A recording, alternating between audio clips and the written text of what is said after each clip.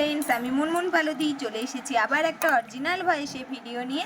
তো দেখো, আমি আমার হাজব্যান্ড আর আমার ছেলে বেরিয়ে পড়েছিলাম ঘুরতে, ঘুরু করতে। তারপরে চলে গিয়েছিলাম একটু কসমেটিকের দোকানে টুকিটাকি কিছু জিনিস কেনার জন্য। তো দেখো, এই যে তোমাদেরকে হাই হ্যালো করছি। তারপরে আমার যা যা বেশি, যদিও আমি মেকআপ টেকআপ করি না, তোমরা দেখেইছো আমি নর্মালি থাকি।